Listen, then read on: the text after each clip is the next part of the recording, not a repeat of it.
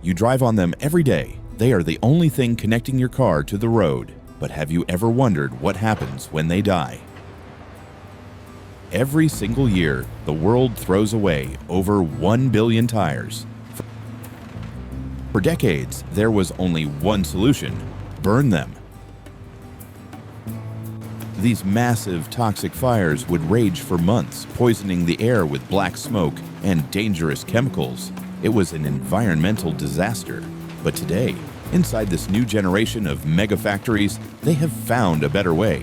They aren't burning them, they are mining them. Welcome to the future of zero waste.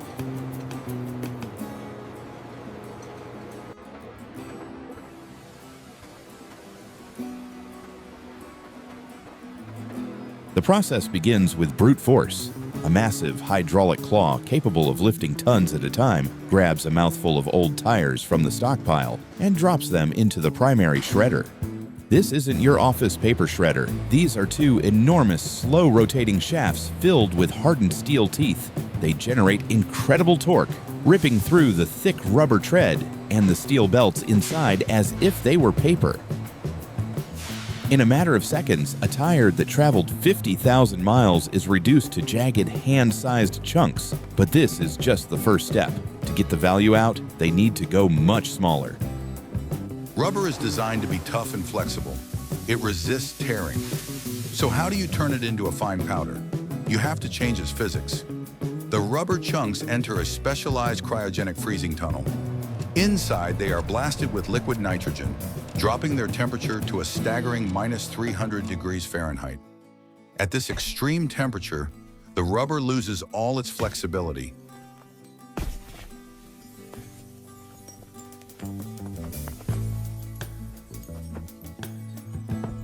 It becomes as brittle as glass. As the frozen pieces exit the tunnel, they are hit with high-speed hammers. Instead of bending, they shatter explosively into thousands of tiny granules.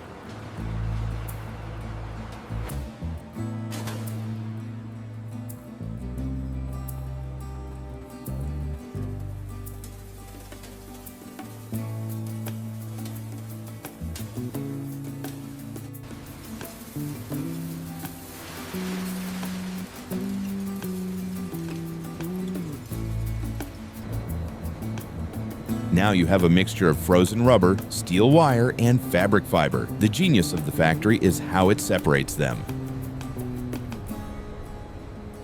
First, powerful overhead magnets pass over the conveyor belt, pulling the steel wires up and out of the stream. This recycled steel is sent to foundries to be melted down and reused. Next, the material enters an air classifier. A precision vortex of air blows the light, fluffy fabric fibers upward, while the heavier rubber granules fall to the bottom.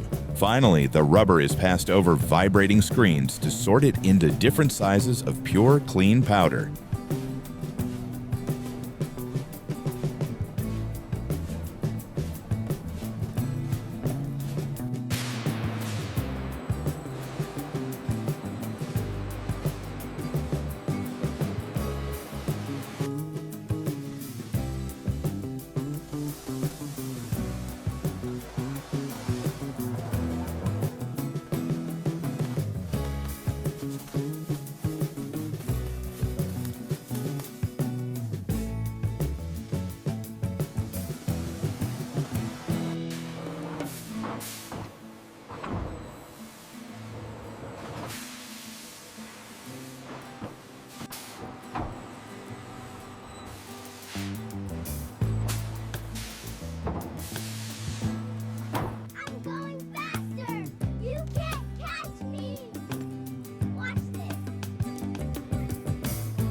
Other products made from recycled rubber: a stack of new rubber gym mats, a roll of rubberized asphalt for roads, and new shoe soles, showing variety.